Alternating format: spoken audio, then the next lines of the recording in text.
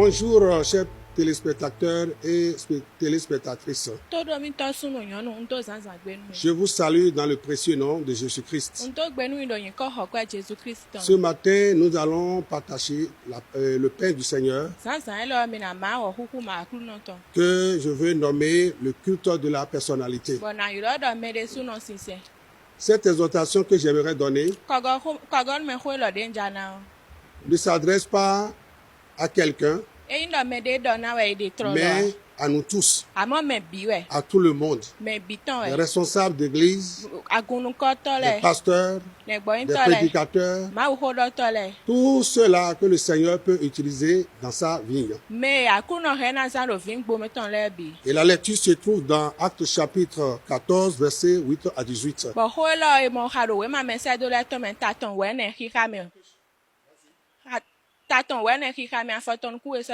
C'est quelque chose que lorsque je méditais la parole de Dieu, Dieu m'a beaucoup parlé là-dessus. Et j'ai pris bonne note et je sais que ça peut aider quelqu'un d'autre. C'est pourquoi je partage cela avec vous. Dans la première, avant tout, dans la première épître de Paul aux Corinthiens, nous lisons dans la parole de Dieu, dans le chapitre 10, le verset 11. Ces choses leur sont arrivées pour servir d'exemple et elles ont été écrites pour notre instruction, à nous qui sommes parvenus à la fin des siècles. Et au verset 6 du même chapitre, il est dit: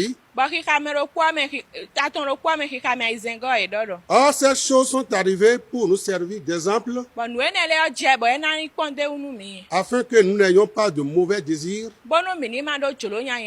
comme ils en ont eu. Tout ce qui est écrit dans la parole du Seigneur, tout le conseil de Dieu nous parle, nous redresse, nous aide à mieux servir le Seigneur de mieux en mieux. Quelle attitude tenez-vous lorsque le Seigneur commence par vous utiliser puissamment? Lorsque les signes, les miracles, les produits commencent par se manifester dans nos ministères, quelle est notre attitude, notre comportement? J'ai tiré leçon dans l'expérience de l'apôtre Paul. Dans le livre des Actes, chapitre 14, le verset 8 à 18, que j'ai partagé, j'ai essayé de mettre sur 3 branches, que je vais essayer de vous expliquer cela. Dans les versets 8 à 10, la Bible dit que l'apôtre Paul était venu dans une ville qu'on appelle Lystre. Et arrivé à Lystre, il a commencé par prêcher l'évangile, la parole du Seigneur, avec la population. Il est arrivé à un endroit où il y avait beaucoup de foule, beaucoup de personnes. Et parmi ceux-là, il y avait un homme impotent. Un homme qui n'a pas ses pieds. Il ne marche pas sur ses pieds. Il est un homme qui n'a plus de puissance dans ses pieds. Donc il a déjà un problème, un souci pour sa famille. Mais lorsqu'il a appris qu'il y a un certain serviteur de Dieu appelé Paul qui était venu dans leur village ou dans leur ville pour présenter l'évangile, il était là.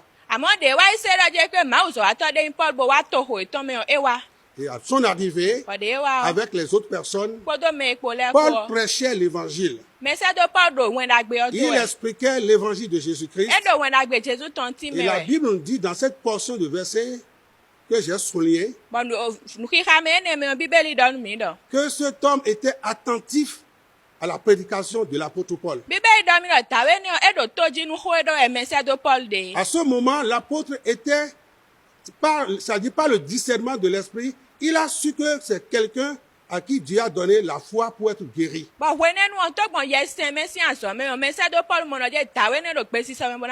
Il était attentif. Il ne s'amusait pas. Il fixait Paul. Et là où Paul semait la semence incorruptible. L'Esprit de Dieu va révéler à l'apôtre Paul que cet homme, il est prêt pour recevoir le miracle.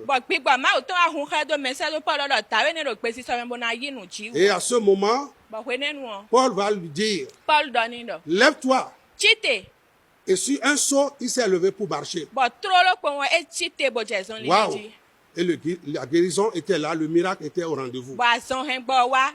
Tous ceux-là qui étaient là, ils ont vu le miracle qui a eu lieu. Ça les a impactés. Ça les a touchés. Parce que c'est un homme qui est connu par tout le monde dans cet endroit. Et sans piqûre, sans médicaments, sans aucune autre pratique, ils ont vu que cet homme s'est levé pour marcher.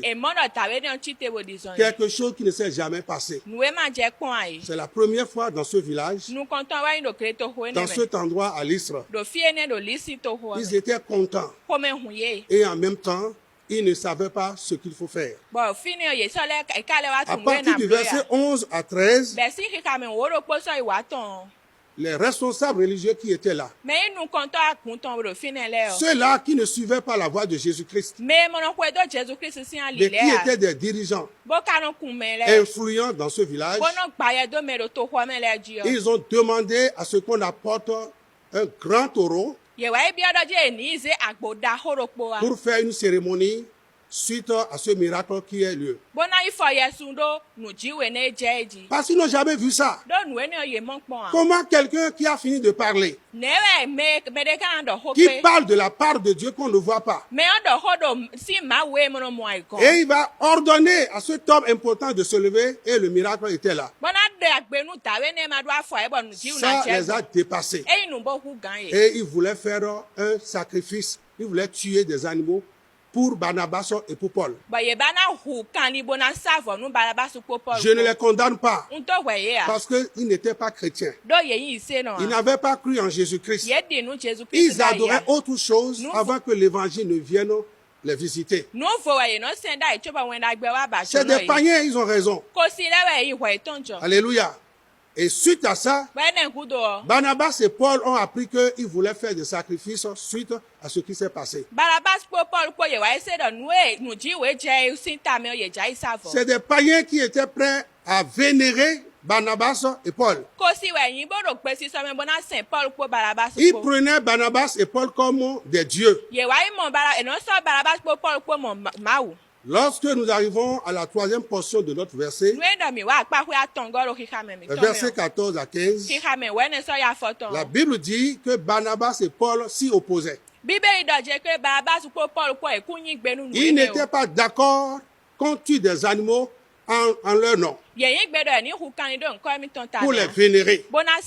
Parce que accepter ce sacrifice, c'est prendre la place de Dieu. Accepter cela, c'est se soumettre au culte de la personnalité. Donc c'est une chose que Barnabas et Paul ont refusé d'accepter. Parce qu'ils ont compris que le pouvoir, la puissance qui a opéré ce miracle n'est pas de, ça veut dire, ne vient pas d'eux, ça vient du ciel, ça vient de Dieu. Ils ne voulaient pas prendre la place de Dieu. Ils ne voulaient pas être glorifiés de cette manière. Ils n'étaient pas là pour se montrer. Ils n'étaient pas là pour voler la place du Seigneur. Ils n'étaient pas là pour porter confusion dans les esprits des gens. Donc c'était une offre que Barnabas et Paul ont refusé. Et ils ont refusé à quoi? Ils ont refusé le culte de la personnalité. Alléluia. Mais de nos jours, qu'est-ce qui se passe réellement? Ce culte de la personnalité que refusèrent Barnabas et Paul, que beaucoup de nous, parmi nous les serviteurs de Dieu, en notre temps, nous cherchons sans retenue.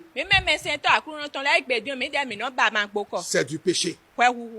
Par là, j'ai appris que, quelle que soit l'onction, quelle que soit la puissance de Dieu qui a opéré dans notre ministère, ne nous donne aucun droit de se mettre à devenir du moins un demi-dieu ou un Dieu devant les gens.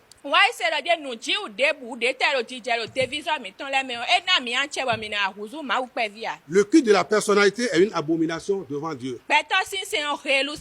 C'était vraiment une occasion pour Barnabas et Paul de profiter pour être glorifiés par la population.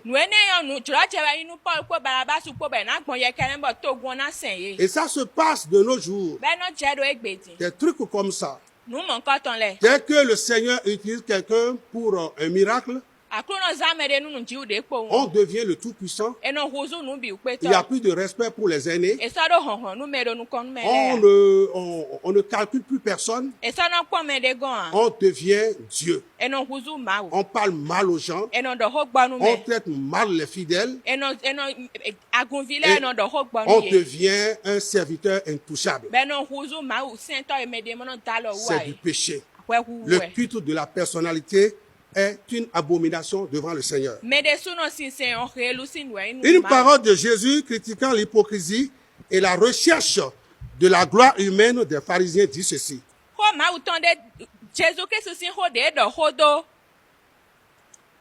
Jésus-Christ a donné une parole pour reprocher ces 17 abominations parmi les hommes. Nous lisons cela dans Luc chapitre 16, le verset 15.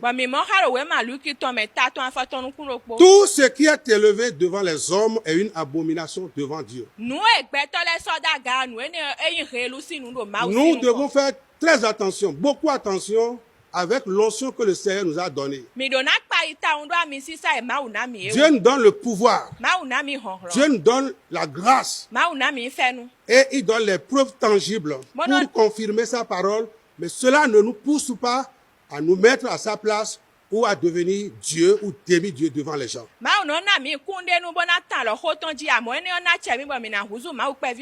Nous devons aussi faire très attention. Parce qu'au moment où nous souhaitons des miracles dans le ministère, pour nous faire voir, ou pour nous faire un nom, ou pour devenir de plus en plus populaires, nous sommes déjà en train de rentrer dans le décor. Sachons que nous sommes déjà entraînés dans ce mauvais désir de culte de la personnalité. Du moment où il y a un miracle, un signe qui s'est produit dans notre ministère, nous devenons des serviteurs de Dieu, des hommes de Dieu irréprochables ou bien intouchables.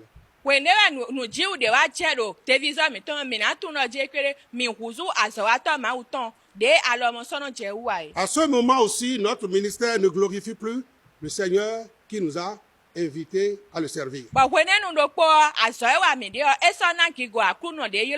Et Dieu voit cela très mal. C'est là où se bat notre exhortation. Tout ce que nous avons dans le ministère, que ça soit de l'argent, que ça soit du matériel, que ça soit l'onction, des signes et les prodiges qui confirment la parole de Dieu qui sort de notre bouche, ne nous autorise pas de nous considérer comme quelqu'un qui est au-dessus de tout le monde. Ou cela va nous pousser à réclamer certains droits parce que nous sommes des pasteurs onctionnés, des serviteurs de Dieu reconnus. Ce n'est pas ça ce à quoi le Seigneur nous a appelés.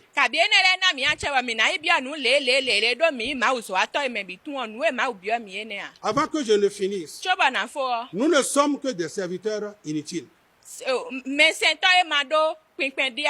Alléluia. Le Seigneur nous a appelés. Et quel que soit le degré d'onction que nous avons sur notre vie pour travailler, nous devons nous regarder comme des serviteurs inutiles.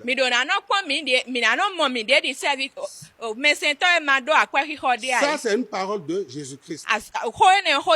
L'un des conseils de Jésus, que je cite, il dit, qui de vous ayant un serviteur, qui labore laboure ou paie les troupeaux, lui dira, quand il revient des champs, approche vite et mets-toi à table. Est-ce que ce maître peut parler de cette manière à son serviteur? Non. Doit-il de la reconnaissance à ce serviteur parce qu'il fait ce qui lui était ordonné? Au verset 10, voici ce que Jésus a dit. Vous de même, quand vous avez fait tout ce qui a été ordonné, quand vous avez fait tout ce qui vous a été ordonné, dites, nous sommes des serviteurs inutiles. Nous avons fait ce que nous devions faire. Ce que nous arrivons à faire dans le ministère ne ressort pas de notre pouvoir. C'est le pouvoir de Dieu placé en nous. Ne vient pas de notre force. Ça vient de la force de l'esprit qui habite en nous. Et Dieu nous a dotés de tous ces éléments pour que son nom soit glorifié et connu et accepté. Alléluia. Amen. Le fait que le Seigneur nous a appelés dans son champ, c'est une grâce. Et nous devons considérer ce conseil de Jésus-Christ, qui nous demande de nous considérer tout le temps dans le ministère comme des serviteurs inutiles. Avant, tu ne faisais pas ça. C'est après l'appel de Dieu, après que tu es sauvé par la grâce, que le Seigneur te confie ses qualités spirituelles. Donc, ce n'est pas le fait que l'Esprit de Dieu nous utilise pour des grands miracles que nous sommes si supérieurs aux autres qu'il faut les chiffonner, marcher sur eux.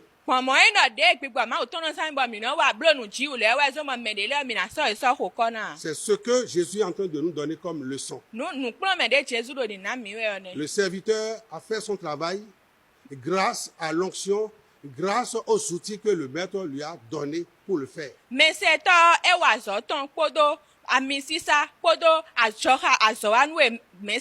Alors il faut retourner cette gloire à Dieu. Dans n'importe quel miracle, Dieu est toujours l'auteur de ce miracle. Donc nous ne sommes que des serviteurs inutiles. C'est sur ça que je vais m'arrêter, puisque c'est une petite exhortation que nous sommes en train de donner. Nous allons pouvoir maintenant prier. Ce que j'ai dit, c'est une tentation qui va pour tout le monde. Il n'y a pas quelqu'un qui est si doux, qui est si humble pour ne pas être tenté dans ce domaine. Ça peut nous arriver où nous avons ressuscité un mort, nous avons ressuscité quelqu'un, un enfant qui est décédé. Cela peut nous prendre le cerveau, ça peut nous prendre la tête.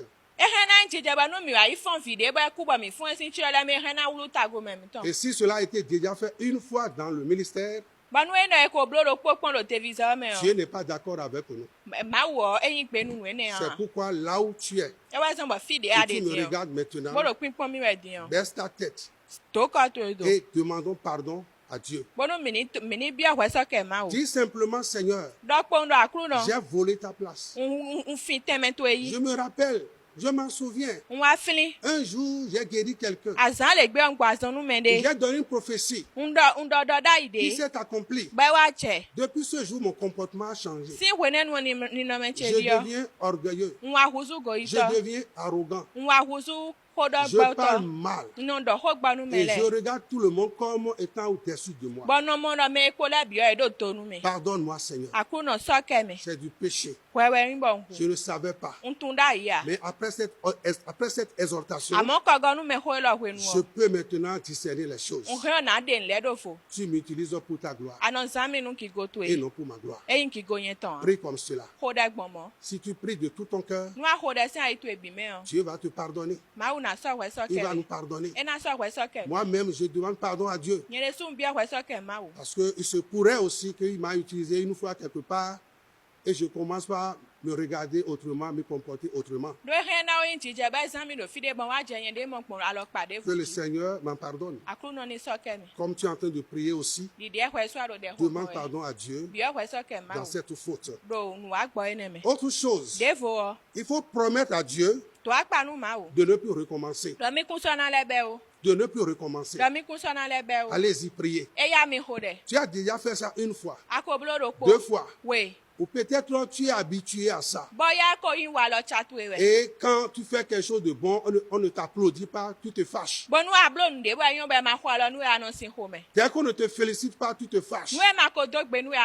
Dès qu'on ne porte pas la caméra sur toi, tu te fâches. C'est un grand problème en nous. Demande pardon à Dieu. Que par sa grâce, tu ne vas pas recommencer à expérimenter cela, à vivre cela, que c'est fini ça, que tu veux travailler dans l'humilité. Il est là pour nous aider. Il est là pour nous aider. Que le Seigneur fortifie ton esprit et qu'il agit puissamment en toi. La dernière requête que je vais donner, la Bible dit dans 1 Corinthiens 4, verset 7, qu'as-tu que tu n'aies reçu?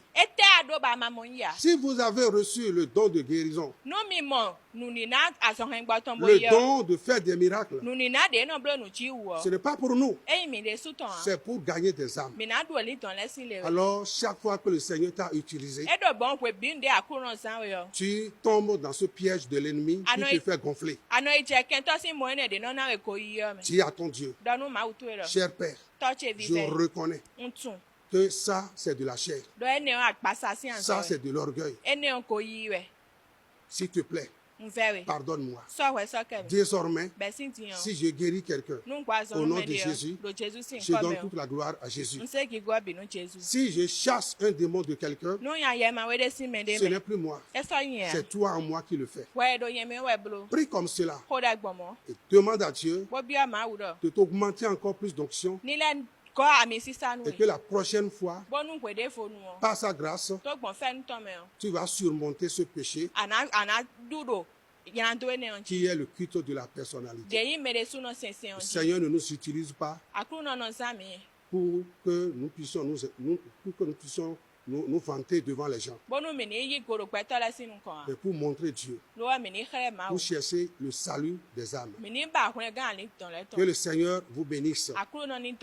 Et par la grâce du Seigneur, je vois que nous sommes tous déjà changés. Au nom de Jésus. Amen.